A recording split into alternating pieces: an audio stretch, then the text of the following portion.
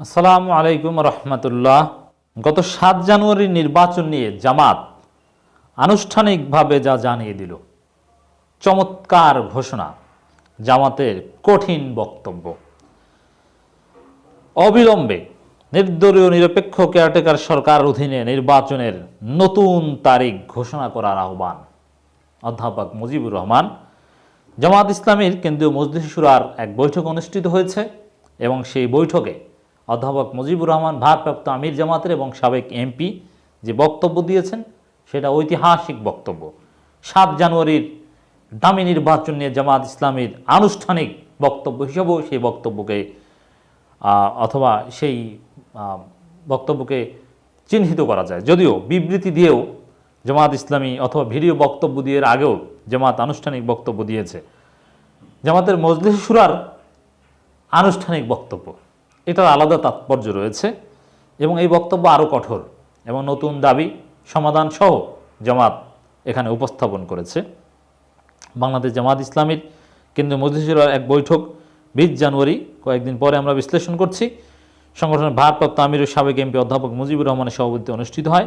উদ্বোধনী বক্তব্যে ভারপ্রাপ্ত আমির জামাত বলেন, গত 7 জানুয়ারির বাংলাদেশ নির্বাচনের নামে প্রহসন হয়েছে মাত্র। এই নির্বাচনের ফল পূর্ব নির্ধারিত ছিল। একদলীয় ডামি নির্বাচন করে মূলত এক ব্যক্তির পছন্দের প্রার্থীদের বিজয়ী করে আনা হয়েছে। এবং জাতীয় পার্টি কিন্তু সেম কথা বলেছে যে সরকার যেখানে যাকে চেয়েছে জিতিয়ে এনেছে। এমনকি সরকার যে ভোটের হারের কথা বলছে, জিএম কাদের বলছেন সর্বোচ্চ 15-20% এবং শহরে 5%-এর বেশি পড়েনি, ঢাকায় এরকম বলার চেষ্টা করছেন।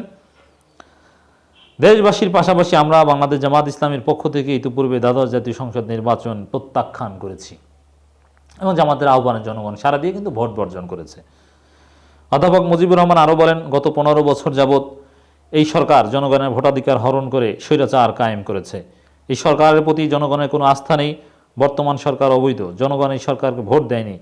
বাংলাদেশ গত 7 জানুয়ারি নির্বাচন নামে একটি প্রহসন হয়েছে।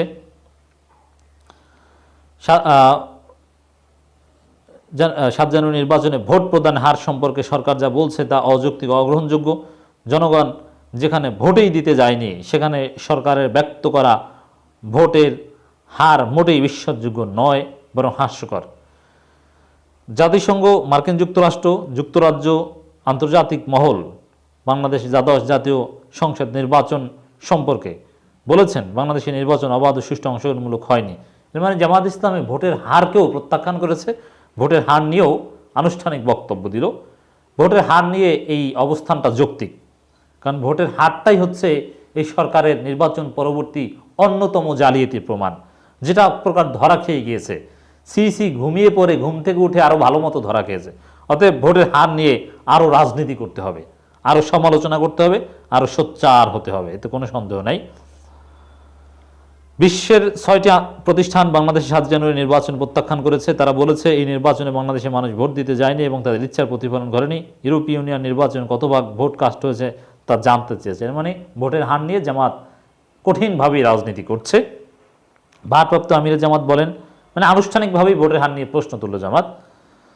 জামাত সহ বিরোধী দলগুলোর ডাকে সারা দেশে মানুষ দ্বাদশ জাতীয় সংসদ নির্বাচন বর্জন করেছে, ভোটদান থেকে বিরত থেকেছে। 7 জানুয়ারি নির্বাচনের দিন সকাল 11টা পর্যন্ত কোনো ভোটার ভোট কেন্দ্রে যায়নি। জনগণ ভোট না দিয়ে বিরোধী দলের পক্ষে অবস্থান নিয়েছে। দেশের গণতন্ত্র প্রিয় মানুষ নিজেদের পছন্দের সরকার প্রতিষ্ঠা করতে চায়। সরকার জনগণের মতামতকে তোয়াক্কা না করে এবং ভোটাধিকার থেকে বঞ্চিত করে গণতান্ত্রিক ব্যবস্থাকে ধ্বংস করে দিয়েছে। 7 জানুয়ারি প্রহসন নির্বাচনের মাধ্যমে গঠিত সংসদের কোনো বৈধতা নেই। আমরা এই নির্বাচন বাতিল করে অবাধ, সুষ্ঠু, অংশগ্রহণমূলক নির্বাচন নিশ্চিত করার লক্ষ্যে অবিলম্বে নির্দলীয় নিরপেক্ষ কেয়ারটেকার সরকারের অধীনে নির্বাচনের নতুন তারিখ ঘোষণা করার আহ্বান জানাচ্ছি। তিনি আরও বলেন, সরকার দীর্ঘদিন যাবৎ আমির Jamaat doctor Shafiqur Rahman, secretary general সাবেক এমপি অধ্যাপক গোলাম পরোয়ার, সহকারী সেক্রেটারি জেনারেল মাওলানা রফিকুল ইসলাম খান, কেন্দ্রীয় নির্বাহী পরিষদ সদস্য, ঢাকা মহানগর উত্তরের আমির জনাব সেলিম উদ্দিনকে কারাগারে আটক রেখেছে। যাই হোক, এই সংখ্যাটা কমে গিয়েছে। শাহজাহান চৌধুরী এবং শামসুল ইসলাম খানের নাম আর বলতে হচ্ছে না, এটা একটা সুক্রিয়ার বিষয়। আশা করি বাকি নামগুলো একদিন বলতে হবে না, সেই দিন তাড়াতাড়ি আসুক। নির্বাচনের আগে জামাত সহ বিরোধী দলের নেতাকর্মীদের গণহারে গ্রেপ্তার করা হয়েছে এবং সাজানো মামলায় তাদেরকে দণ্ড প্রদান করা হয়েছে। আমরা অবিলম্বে বিরোধী দলের সকল মামলা প্রত্যাহার করে আমির জামাত সহ গ্রেপ্তারকৃত সকল নেতাকর্মী এবং আলেম ওলামার নিঃশর্ত মুক্তি দাবি করছি। এবং বিএনপি নেতাকর্মীদের মুক্তি করারও দাবি করেছে। মোটের উপরে জামাতের চমৎকার স্মার্ট ঘোষণা।